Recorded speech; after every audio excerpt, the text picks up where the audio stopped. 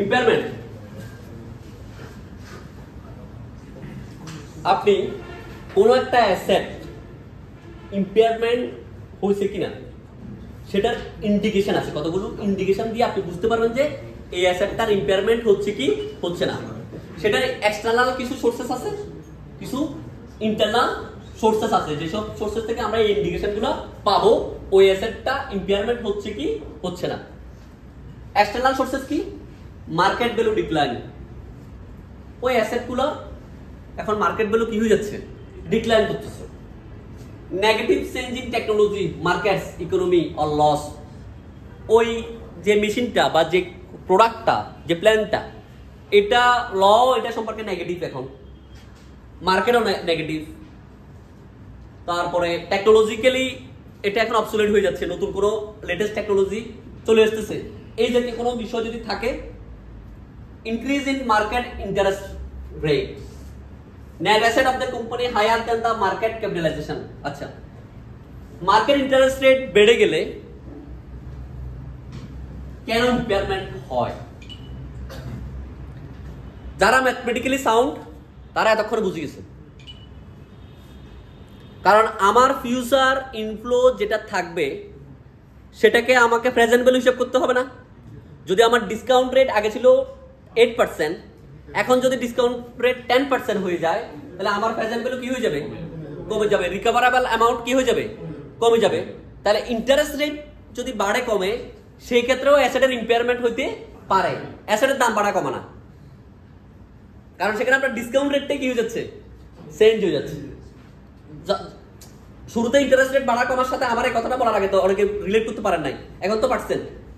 কারণ আমার আসতেছে আলোচনা internal sources of net asset of the company higher than the market capitalization। আপনার কোন একটা কোম্পানির তে ইনভেস্টমেন্ট করছেন, সেটা higher than the market capitalization, market capitalization থেকে বেশি অথবা কম, এই জাতীয় কোনো চেঞ্জ আসলে সেক্ষেত্রে আপনার একটা ইন্ডিকেশন। মানে আপনি এটা তো শুধুমাত্র মানে ফিক্সচার্সের জন্য যে টেস্ট হচ্ছে ব্যাপারটা সেটা না, এটা অনেক আপনার কোনো একটা কোম্পানিতে ইনভেস্টমেন্ট আছে, অন্য কোনো কোম্পানিতে কি আছে, ইনভেস্টমেন্ট আছে, সেটাও আবার এই অ্যাকাউন্টিং স্ট্যান্ডার্ড না, সেটা আবার হবে IFRS 9 অনুযায়ী, সেখানেও একটা টেস্ট হবে, ঠিক আছে। আচ্ছা, ইন্টারনাল সোর্সেস, অবসোলেন্স অথবা ফিজিক্যাল ড্যামেজ, সেটা তো clear. Asset is idol, part of restructuring or held for disposal. আপনি দেখতেছেন যে অ্যাসেটটা আইডল পড়ে আছে, আইডল পড়ে আছে, এটা দ্বারা বোঝাচ্ছে যে ইন ফিউচারে যে এটা ইউজ হবে তার তো কোনো গ্যারান্টি নাই। তাহলে আপনার রিকভারেবল অ্যামাউন্ট, এই অ্যাসেটটা ইউজ করে যে অ্যামাউন্টটা রিকভার করবেন সেটাতে আপনার যদি এখন ভ্যালু ইন ইউজ, আর কি ভ্যালু ইন ইউজ, ওই ক্যালকুলেশনটাতে আপনার একটা চেঞ্জ আসবে না আইডল থাকলে। আমি এটা ক্যালকুলেশন যখন করবো, আর যারা এফএম পড়ে পাশাপাশি, যারা এফএম সাবজেক্টে প্রিপারেশন নিচ্ছেন, তাদের জন্য এগুলো একদম ইজি। তারা ওই রিকভারেবল অ্যামাউন্টটা ভ্যালু ইন ইউজটা নিয়ে একটা চ্যাপ্টার পড়ে, ইনভেস্টমেন্ট অ্যাপ্রাইজাল চ্যাপ্টার 2 পড়ে। কি বলছি বুঝছেন? ওখানে মেইন কাজটা হলো যে এই বিভিন্ন ইনফ্লো গুলো দেয়া থাকে, কস্ট গুলো দেয়া থাকে, এটার এনপিভি ক্যালকুলেশন করা, এটা একটা বিশাল চ্যাপ্টারে কনসেপ্টটা, এটা কিন্তু এখানে কাজ দিবে। আচ্ছা, ওরস economic performance than the expected, বুঝছেন? For investment in subsidiary, joint venture or associates, the carrying amount is higher than the carrying amount of the investment assets, or dividend exceed the total comprehensive income of the investee।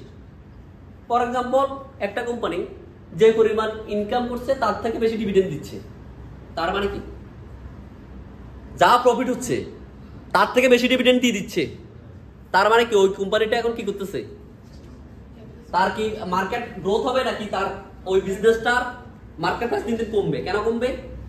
কারণ সে এখন declaring এ যাচ্ছে, তার এখন growth আর নাই। সে এটাকে মানে সে বিজনেসটাকে কি করতেছে, আস্তে আস্তে ছোট করতেছে। কি বলছে বুঝছেন তো? ক্যাশ কাউ করতেছে আর কি, হয়তো বা ইনভেস্টররা। আচ্ছা, এই ইম্পর্টেন্ট কয়েকটা পয়েন্টস আপনাকে এখানে মনে রাখতে হবে, যেটা আমি বিভিন্ন অঙ্ক করতে গিয়ে নিজে ফিজিক্যালি প্রবলেম ফেস করছি এবং আমার নোট খাতায় শুধুমাত্র 36 নিয়ে এই তিনটা পয়েন্টই আমি লিখে রেখেছি পরীক্ষার আগে করতে হবে কি at the time of calculation of the value in use the projection should be on recent budget or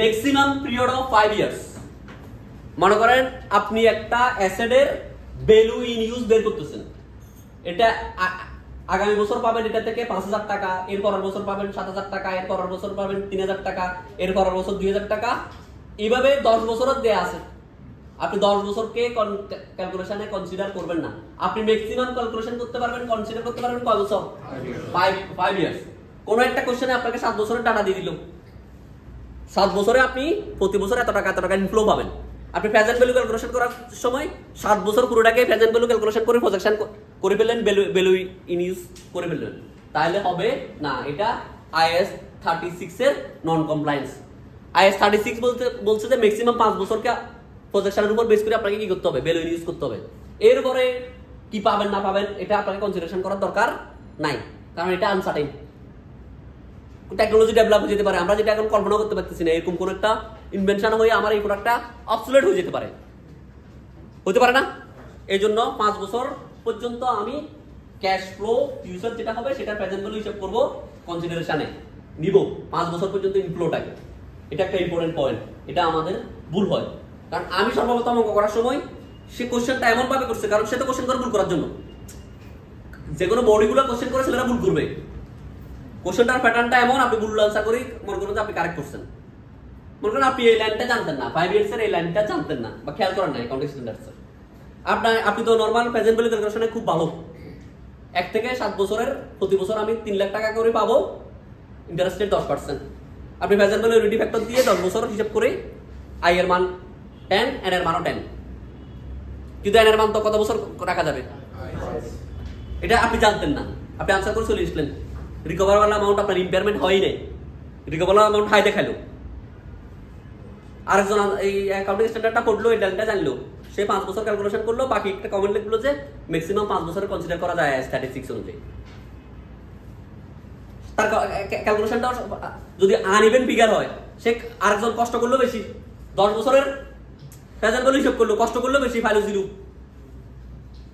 আরেকজন 5 বছরের ক্যাশ ফ্লো ক্যালকুলেশন করলো পাইলো ফুল মার্কস জাস্ট একটা ইনফরমেশন অ্যাকাউন্টিং স্ট্যান্ডার্ডটা একটু পড়িয়ে ওখান থেকে যে কোনো একটা লাইন থেকে কি চলে আসতে পারে ম্যাথ চলে আসতে পারে আচ্ছা financing cost and tax should be excluded at projection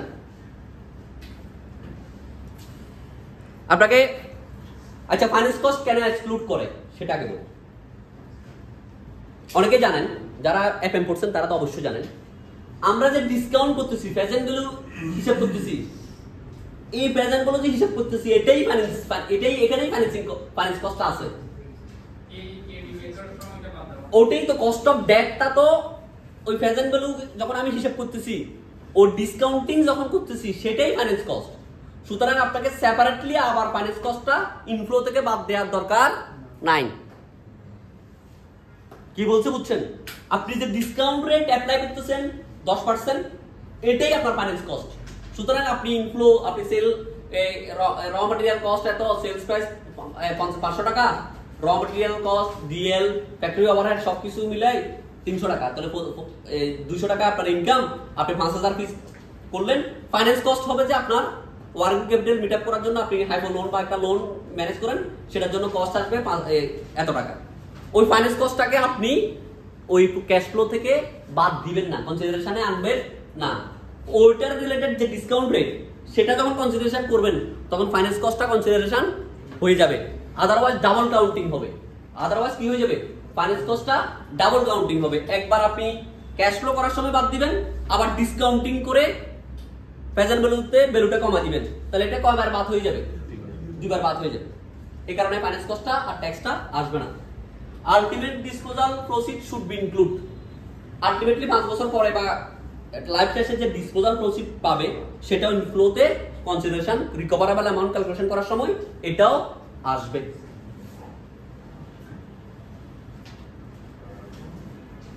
সবাই বুঝছেন এতটুকু? এই তিনটা পয়েন্ট কি ইম্পর্টেন্ট ছিল? ইম্পর্টেন্ট পয়েন্ট ছিল, নাহলে এটাতে আপনাদের রিকভারেবল অ্যামাউন্ট ক্যালকুলেশন করতে, ভ্যালু ইন ইউজ ক্যালকুলেশন করতে কি হতো, এই তিনটা পয়েন্ট না জানলে ভুল হতো। তাহলে আপনি ইম্পেয়ারমেন্ট হয়েছে কি হয় না সেটা আমরা কিভাবে বুঝবো?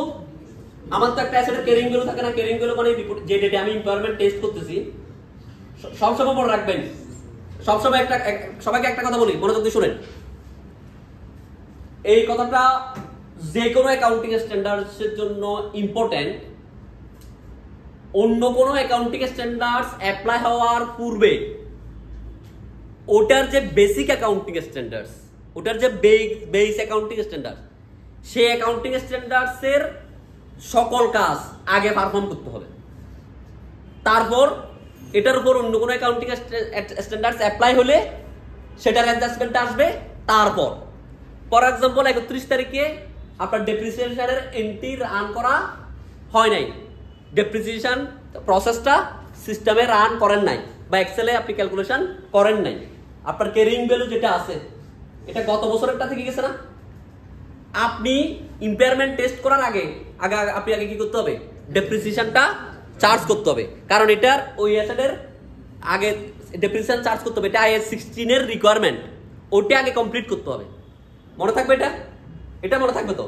শুধু এখানে না, মনে করেন IAS 16 থেকে একটা অ্যাসেট হেল্ড ফর সেলে যাচ্ছে, যে ডেটে সেলে যাচ্ছে আগে ওই অ্যাকাউন্টিং স্ট্যান্ডার্ডস অনুযায়ী যত ইনফরমেশন আছে সেই ইনফরমেশনের উপর বেস করে বেসিক যে অ্যাকাউন্টিং স্ট্যান্ডার্ডস আছে সেই অ্যাকাউন্টিং স্ট্যান্ডার্ড অনুযায়ী এটার ভ্যালুটা কি হবে? আপডেট হবে। ক্যারিং ভ্যালুটা কি হবে? আপডেট হবে। তারপর কি আপনাকে কি করতে হবে? অন্য অ্যাকাউন্টিং স্ট্যান্ডার্ডস এর ইমপ্লিকেশন অ্যাপ্লাই করতে হবে। মনে থাকবে এটা? এখন আপনি একটা অ্যাসেটের ক্যারিং ভ্যালুটা কি করবেন? ডিটারমাইন করবেন। তাহলে ক্যারিং ভ্যালুটা ডিটারমাইন করার জন্য যত ধরনের কাজ আছে ওই অ্যাকাউন্টিং স্ট্যান্ডার্ডস অনুযায়ী, সেটা যদি 40 তে থাকে 40, যদি 16 এ থাকে 16, যদি সেটা 38 থাকে 38, যে অ্যাকাউন্টিং স্ট্যান্ডার্ডস থাকবে সেই অ্যাকাউন্টিং স্ট্যান্ডার্ডস অনুযায়ী সেটার ভ্যালুটা কি করতে হবে? আপডেট করতে হবে। তারপর রিকভারেবল অ্যামাউন্ট। রিকভারেবল অ্যামাউন্ট আমরা আগের ক্লাসেও আপনাদেরকে আলোচনা করছি, সেটা হলো যে আমার ভ্যালু ইন ইউজ অথবা নেট, এটা সেলস প্রসিড, এটা বিক্রি করে যে টাকাটা পাবেন, এই দুটার মধ্যে যেটা হায়ার, লোয়ার না।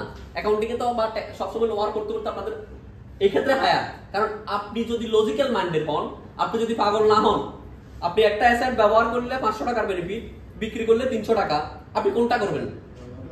হায়ারটা করবেন না? 500 টাকাটাই তো আপনি করবেন, তাহলে আপনি ইউজ করবেন, আপনি বিক্রি করবেন না।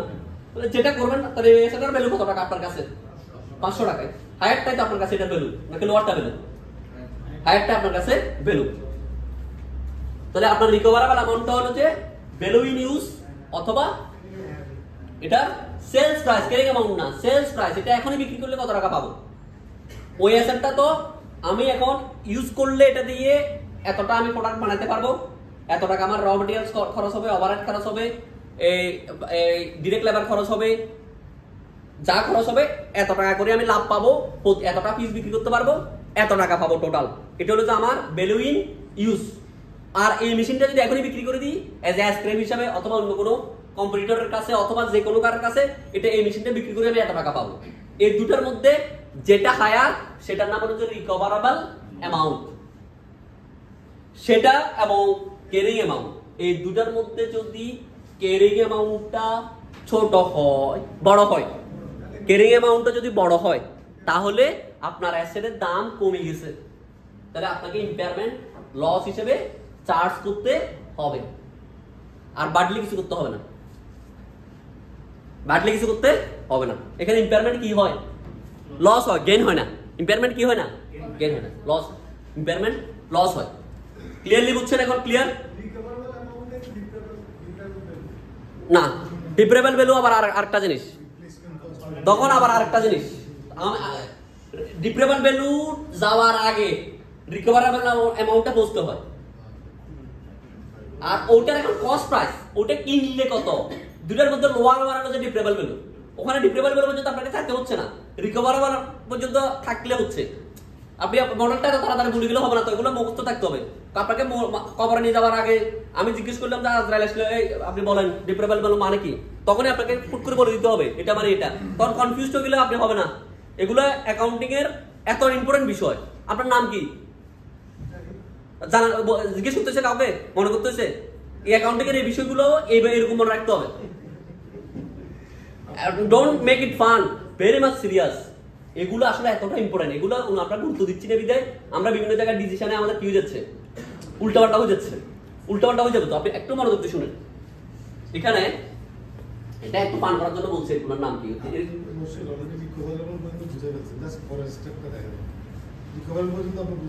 বুঝেছেন না? আমি একটু ডিপ্রেবল ভ্যালুটা দেখাই। হ্যাঁ হ্যাঁ, লম্বা করতেছি না।